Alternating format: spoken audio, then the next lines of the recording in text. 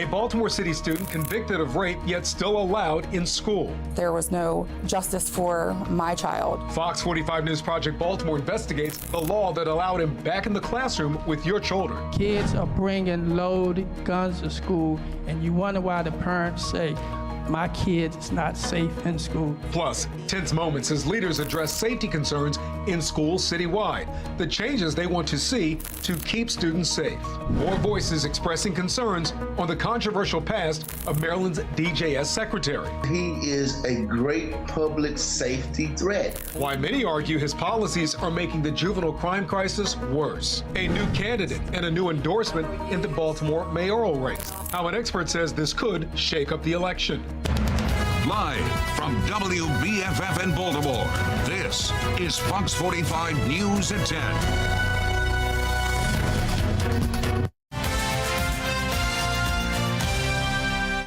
Good evening, I'm Kai Jackson. And I'm Mary Bubala. Tonight, the mother of a rape victim has come forward with a terrifying warning for parents. As Project Baltimore's Chris Papps explains, Marilyn has allowed her daughter's convicted rapist to attend a Baltimore City public school.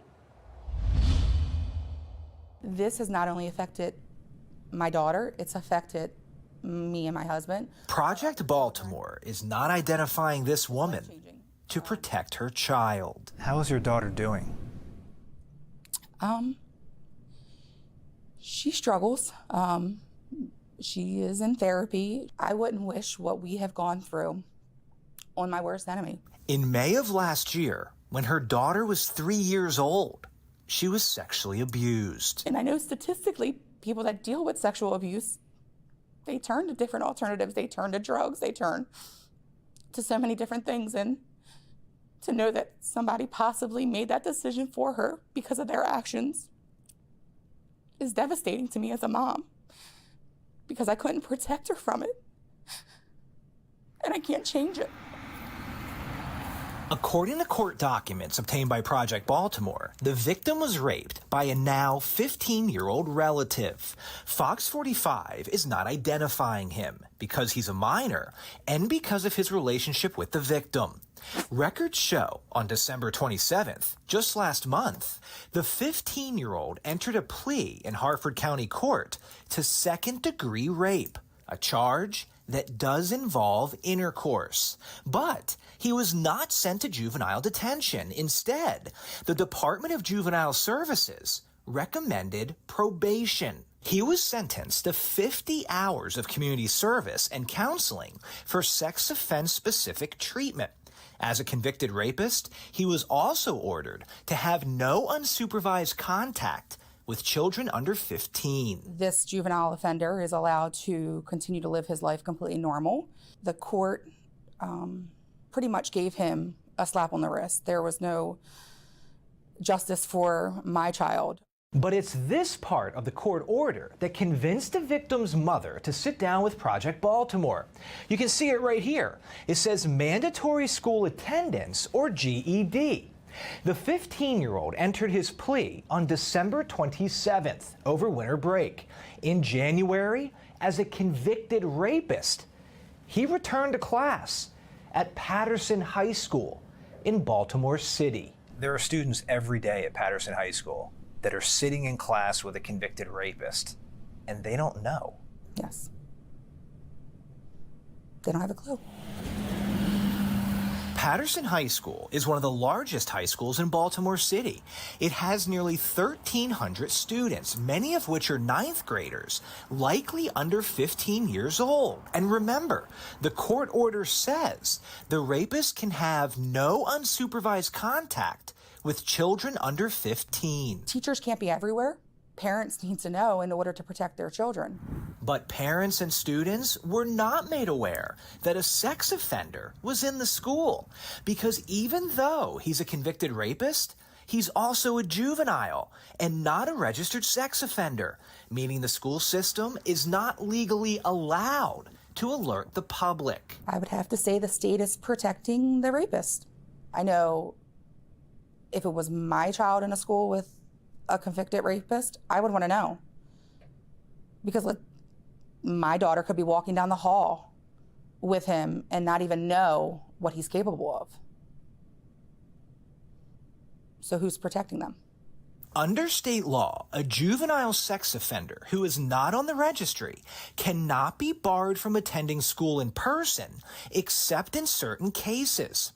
According to this decision by the Maryland State Board of Education, which cites state law, a student can be removed from their regular school program if they pose an imminent threat of serious harm to other students or staff. I feel like he needs to be taken out of the school system, and other means need to be given to him for schooling, whether it be homeschool, whether it be virtual school, in order to protect the general population of that school. Project Baltimore reached out to Baltimore City Schools asking if the student will remain at Patterson or if other options such as online learning are being considered. In a statement, the school system said it cannot discuss individual students, adding, Maryland law requires city schools to provide an education to all students legally enrolled in our school system, including students found responsible for juvenile criminal offenses. The statement went on to say, the district must follow specific legal protocols to remove a student. And when making this determination, we review all available documents and work closely with the proper authorities. It is a time bomb. This mother says state laws need to change. Juvenile sex offenders should not be in class with other students. Next year, her daughter will start school, and she wants her to be safe. I just hope that she knows that the reason why I'm doing this is so that she has this voice, and that I'm hoping to make a change for her, and that she will grow up to know that, like, she is a survivor. She was a victim that day, but she is now a survivor. This isn't going to define her.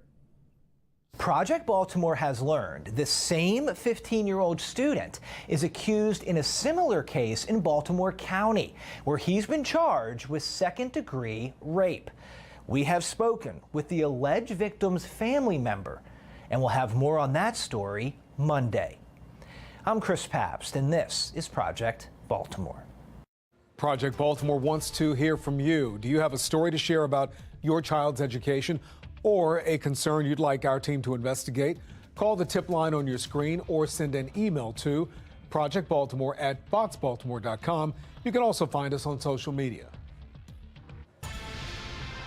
Anne Arundel County police arrest a student who they say had a gun and ammunition in his backpack at Crofton High School this morning. Police say the investigation stems from an incident on a school bus, but the teen, according to authorities, never took out the gun at any point. This comes as the Baltimore City Council is looking to address violence within city schools. For months, parents have told Fox 45 News they are frustrated with the lack of consequences for young people. Why will we tell children that they're, commit these crimes and you'll be fine? There is no charges. There are no charges. I've talked to parents who are afraid to send their kids to school because their classmates are carjacking and carrying guns. Well, tonight we have team coverage of the state's juvenile crime response. Jeff Abel with renewed concerns over the Department of Juvenile Services. We begin with Keith Daniels in tonight's school safety hearing at City Hall. Keith.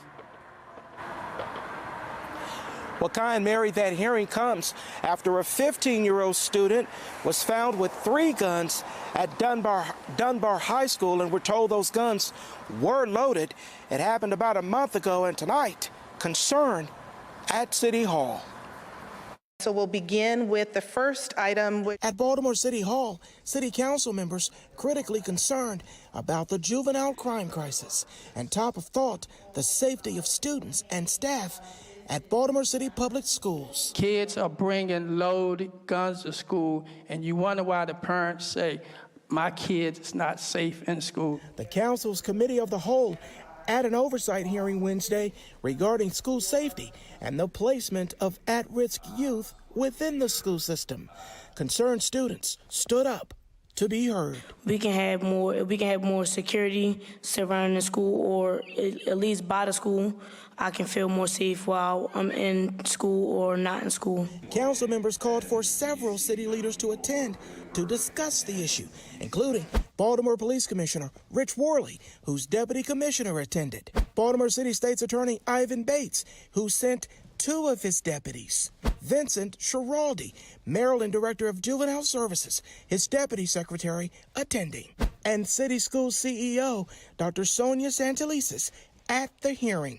One of the first questions for her, an inquiry about the search for a new chief of police of city schools to replace retiring Chief Akil Ham. Has City Schools consulted Baltimore City Police Department, its commissioner, and its leadership on the search for your next police chief? Because we're in the middle of the process, I would say that's ongoing. Santelises peppered with questions. We also pressed her about her response to the safety concerns inside schools. We are working on and have done a lot of work on cameras and weapons detection. We're also actively recruiting school police officers because we know that a lot of the challenges are also right outside the school building or up into the school building. Councilman Robert Stokes also concerned about students who are entangled in the justice system, those under the supervision of the Department of Juvenile Services, and the safety concerns that come with that. How the students proactively tracked by DGS in the school system, and I need the DGS to answer the question also. We track not only their attendance in school, but also we're working to have them engaged in school or re-engaged in school, and also holding them accountable for lack of attendance. Well, regarding guns that are found on school campuses, Dr. Santelises told me that guns are found and suspects caught because of what she calls the high-quality relationships between students and adults at city schools. We're live tonight. Keith Daniels, Fox 45 News. Keith, thank you. Critics argue policies within the Department of Juvenile Services are contributing to a lack of consequences for young people. Secretary Vincent Schiraldi says he doesn't believe young people should be in adult prison until age 25. He also opposes parole and probation, saying they don't rehabilitate young offenders. Tonight, Fox 45 News is looking into another voice from Schiraldi's time in D.C., calling his views short-sighted. Fox 45's Jeff Abel joins us live with that perspective. Jeff? Well, Vincent Schiraldi's philosophy is crystal clear, but now there's a growing pattern of problems that appears to be surfacing when that philosophy is put into practice. That young people are not just smaller versions of adults. They're not yet fully mature. Their brains are still developing. When it comes to young offenders, Maryland's Juvenile Services Secretary has long endorsed inspiration over incarceration. When he was director of juvenile corrections in Washington 15 years ago, Vincent Schiraldi oversaw the opening of this new juvenile facility, a place Schiraldi called an anti-prison. But the very day after it opened, a juvenile scaled a wall and escaped. The escape prompted some pointed words from then-Councilwoman Muriel Bowser, writing, "I, too, want the youth in detainment to want to aspire to something other than a life behind bars and cinder-block walls. We must, however, remember they are still inmates and must be secured." A year earlier, an investigation found Schiraldi violated 5 department policies when he brought 3 maximum security offenders to his home for a cookout. One of them escaped out of a basement door and was found 22 days later selling cocaine on the streets of D.C. You can't sit down with these juveniles and have cupcakes and crumpets and milk. I mean, many of these juveniles, they're more astute and more dangerous than adults. His soft-on-crime approach has been greeted with hard realities. Before moving to Maryland, Schiraldi spent 7 months as director of New York's correction system. He lied to us about violence. He was more into inmate programming instead of safety and security. It was a real debacle. Nobody thought he did a good job. Nobody can say that he improved the criminal justice system or the jails in New York City. He made them much worse, period. We're talking about Bedlam. Wherever he goes, is Bedlam. Kenji Scott, who once led a juvenile justice coalition in Maryland, believes Schiraldi's pattern of problems is not the solution for Maryland. When will it happen in Baltimore? It's going to happen sooner than later. He is the biggest public safety threat in the state of Maryland right now. So far, neither the governor nor Schiraldi has answered questions about Schiraldi's past. We're live tonight. Jeff Abel, Fox 45 News. Jeff, thank you. Well, the Baltimore City State's Attorney's Office claims DJS hasn't been transparent about which juveniles it detains and which ones are set free. City State's Attorney Ivan Bates says nearly a third of cases sent to DJS should have actually gone directly to a judge, and he's pushing for legislation to put the decision in the hands of a judge. Bates is one of more than a dozen prosecutors across the state taking issue with Maryland's juvenile crime response. He says Secretary Schiraldi is dealing with a culture problem within DJS, while others question if Schiraldi is the right person to lead the department. I believe, talking to Secretary Schiraldi, he really gets it. But I also think that he's dealing for culture and DJS, where you have individuals who just don't want to ever, no matter what young people do, ever want to have a young person detained. So he's fighting that culture. We can't wait forever because this is too big an issue that needs to be fixed to be broken for too long. The person who came into that position last year, you know, if you didn't help the 13-year-old, well, now they're 14. And you got to help them now when they're 14. And if we're still having this conversation when they're 15, well, then we might need to have some other conversations. We've also heard from Baltimore residents, police leaders, and politicians who say the Secretary's juvenile crime message isn't resonating with them. But if we're just going to look at them and say, well, they're too young to know the wrong that they've done, that is not for Baltimore. That is not for Maryland, because kids in this city, in this state, are still committing crimes. When it comes to hearing from DJS specifically, what do you want to hear from the Secretary about what's going on? His resignation. I'm sorry to be so blunt, but I just don't think he gets it. You're basically saying up until the age of 25, which is what he wants to do, you get a free ride. Unfortunately, legislators, lawmakers, have decided that it's better to support the lawbreakers rather than those who are enforcing the law. Lawmakers in Annapolis are planning to take a closer look at juvenile crime legislation. Senate President Bill Ferguson says there is a high-level agreement on changes for the department, but no specifics have been announced just yet. Senator Corey McCray from Baltimore is drafting legislation for more transparency within DJS, saying he hasn't had a working relationship with the department since Schiraldi took the helm. When we have juveniles that's engaged in a fatal shooting or a non-fatal shooting, I want to understand what is the after action. How, if they were under the purview of DJS. If they were under the purview of DJS, I think that the Secretary Schiraldi has the responsibility to be able to communicate. When did his agency make contact? How do we know that retaliation isn't going to exist? How do we know that someone isn't going to continue to come after this young man or young woman that's under their purview? And he should be able to articulate that in a manner that anybody can understand. Fox 45 News has been looking into the issues surrounding DJS for months. You can find our complete coverage online at foxbaltimore.com. Police say 32-year-old Alan Geslicki has been arrested in connection to the murder of a 6-year-old boy last night in Baltimore. City police say the suspect is the boyfriend of the boy's mother, saying he stabbed the boy in the back multiple times. Mayor Brandon Scott offered his condolences this morning. No family should have to go through the loss of a child like that, and I think that it just again uplifts the importance of the work that happens, not just from the police department but from everything else, because when you have that happen to a young person who wasn't out running the streets, who wasn't doing anything other than being a 6-year-old child, it's devastating to our communities. This child is the 12th homicide victim this year in Baltimore. A newly unsealed federal indictment and plea agreement is shining light on another connection between gang activity and the Safe Streets program. Fox 45's Mackenzie Frost has an update on her investigation.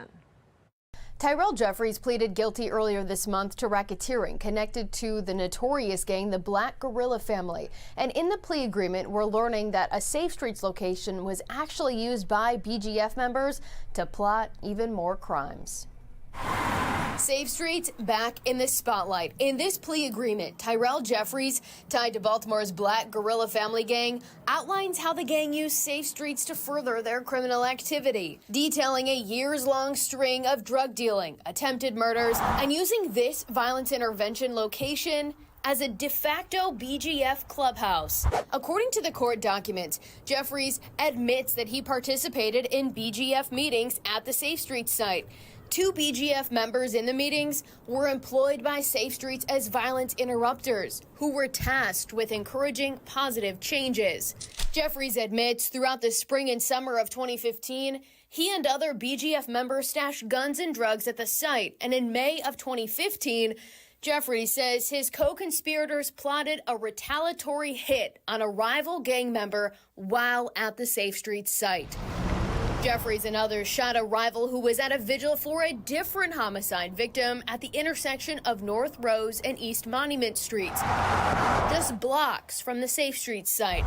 2 years later, Jeffries also admits to selling cocaine on the 2400 block of East Monument, again, just 1 block from the Safe Streets site, where people are supposed to be working to prevent violence. All right. Good morning, everyone. Wednesday.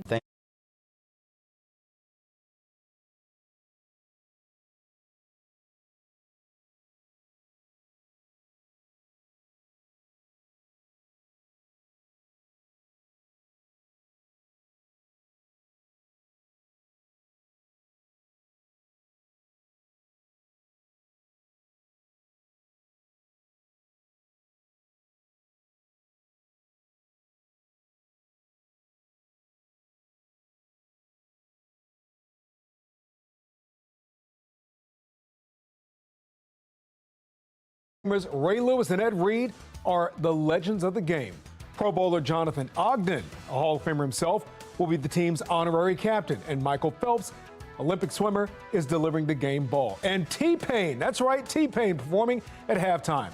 Now let's check in with meteorologist Amy Aronson for a look at the game day forecast. Amy. Yeah, we're tracking rain starting actually tonight, and this rainy pattern is going to take us all the way through game day on Sunday. So here's the start of it. We can see showers are slowly inching their way in from the west. By the time you wake up tomorrow morning, they're going to be here. Now they are coming in with some mild air, so temperatures are actually going to be increasing through tomorrow morning. The 50s are not too far from here, so that's what we're going to see as we step out the door tomorrow. We're also looking at some fog. We've got a dense fog advisory out for areas just north of Baltimore. That's where visibilities will be pretty low when you step out tomorrow morning. So also be prepared for that on top of the rain. That threat will stick with us through 9 a.m. And here's a preview of that game day forecast for Sunday. Yeah, we are calling for some showers. It's going to be a chilly rain that unfolds at kickoff with temperatures in the mid 40s, and the game should wrap up with more showers and temperatures back in the low 40s. Now, coming up in just a little bit, I'll break down all of our rain chances for the week ahead and also let you know when we're going to get awfully close to 70 degrees this week. Mary, Kai. Amy, thank you. Well, coming up on Fox 45 News at 10 o'clock tonight, dramatic video posted to Instagram shows a suspect in a Baltimore County Barricade situation confessed to several murders before he was found dead inside of his home. We hear about those confessions and take a look at the cases police are re-examining. Baltimore City School CEO gets into a heated exchange when a councilman asks her to grade herself on her performance. We take a closer look at her response. And as the election draws closer, voters are placing one issue above all others. What's on the minds of Americans and how candidates are addressing that concern.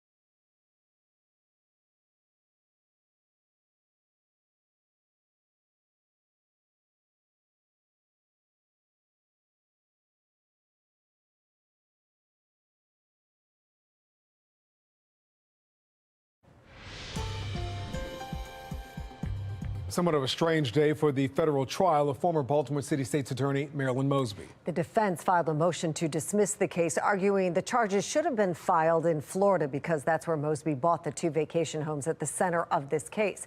Prosecutors argue Mosby lied about a tax lien on her Baltimore residence on the mortgage applications for those Florida homes.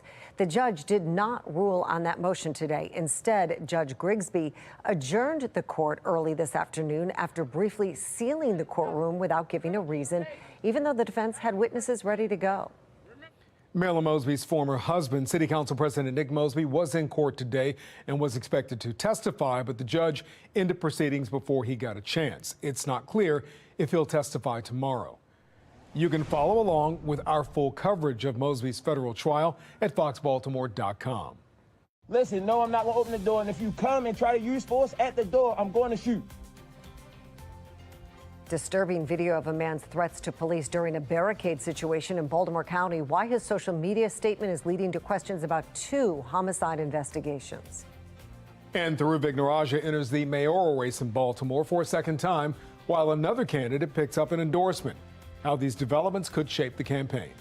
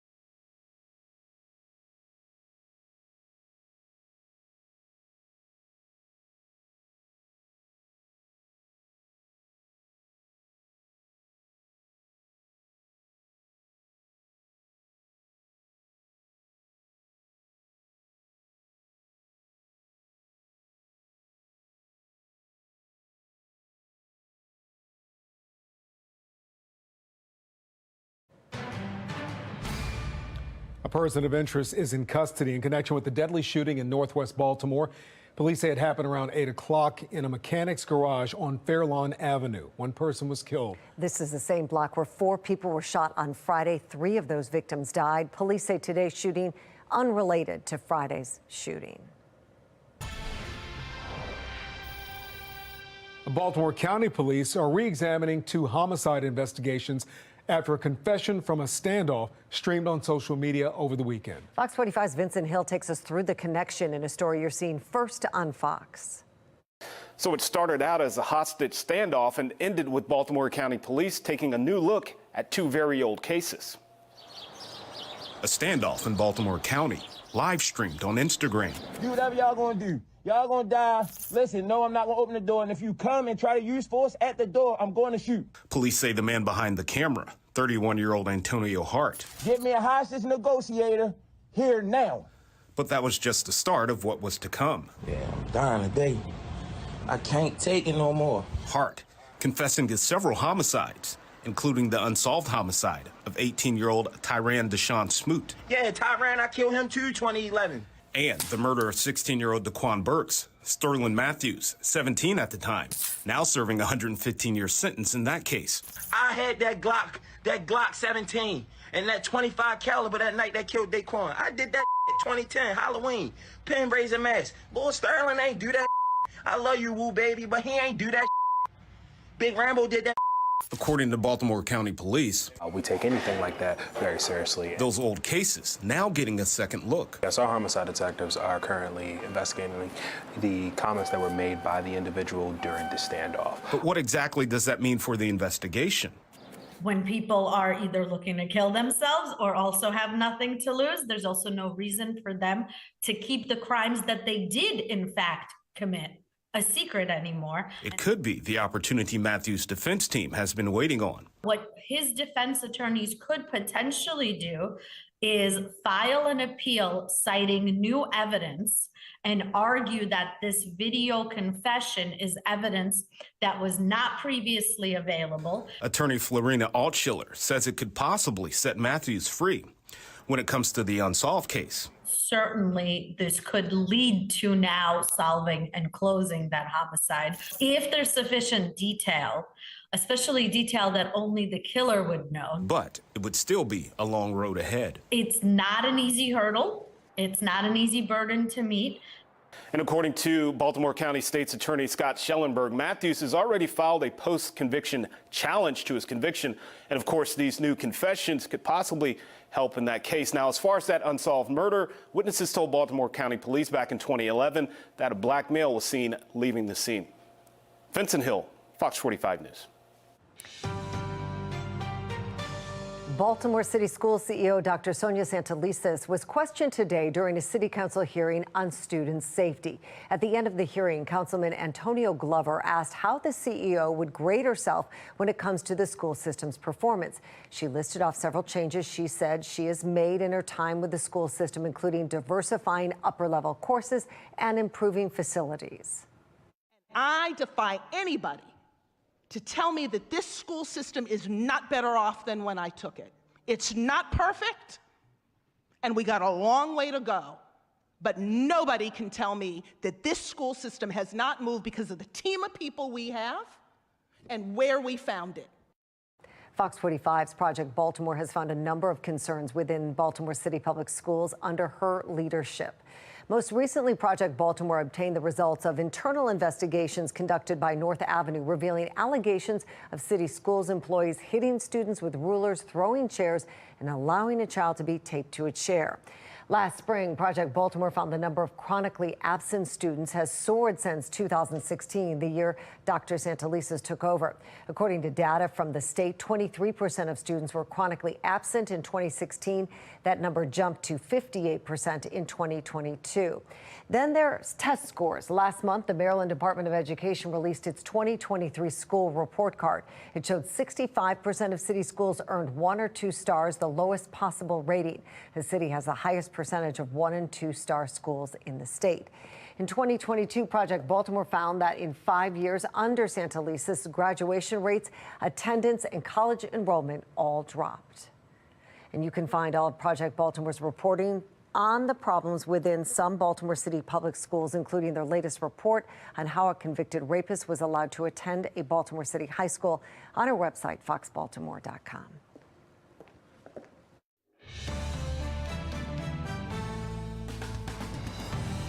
My name is Tharu Vignaraja, and I am running for mayor of the greatest city in America.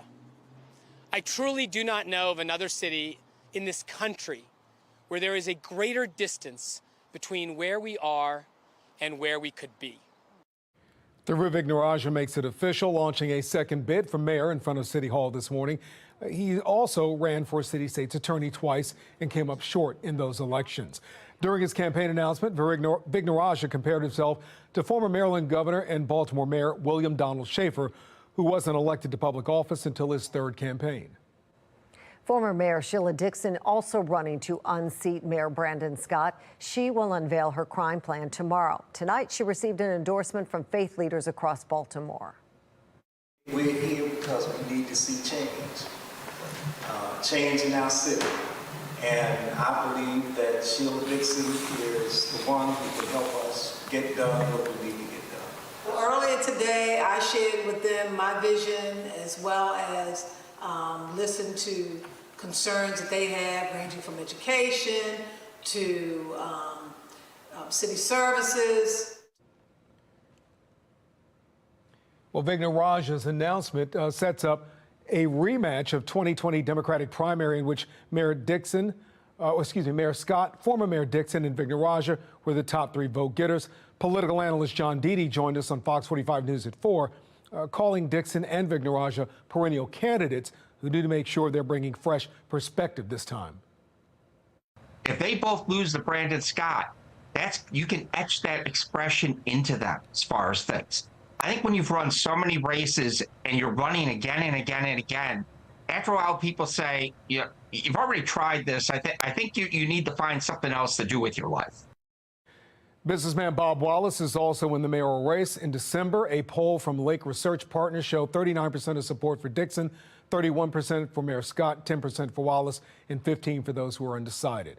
Fox 45 News will follow the race through the primary. You can find all of our coverage on our website, foxbaltimore.com. Coming up, a look at the issue Americans are placing ahead of healthcare, education, and the national debt as they pick their candidates for 2024.